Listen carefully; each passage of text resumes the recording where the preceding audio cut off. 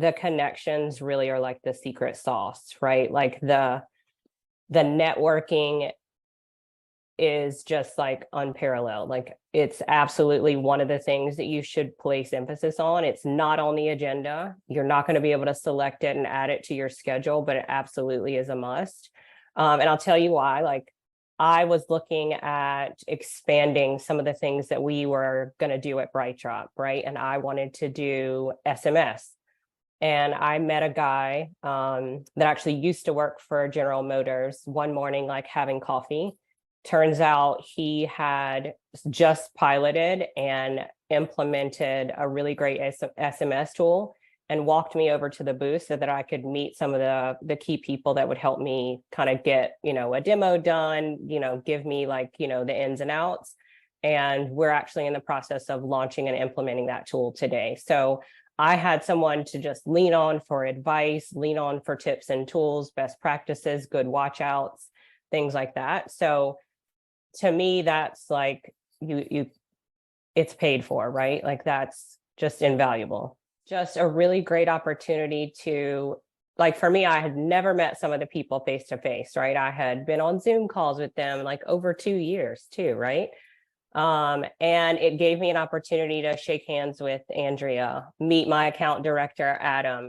It did give me an opportunity to make some new friends, some new relationships. I met Marcos, I met Kirsten. I actually sat on the sidewalk for like an hour sitting and talking to Kirsten. So about journey building.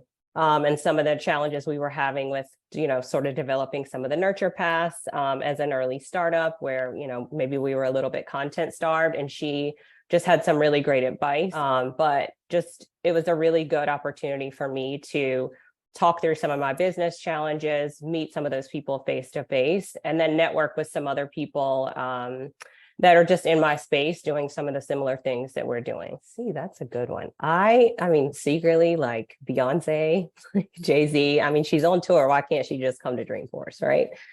I'm going, by the way, so there's that. It's fine for whomever. I had such a good time just like meeting people, hanging out. P.S. Bring extra layers, because apparently there are 3 seasons during the day in San Francisco. You need all the layers.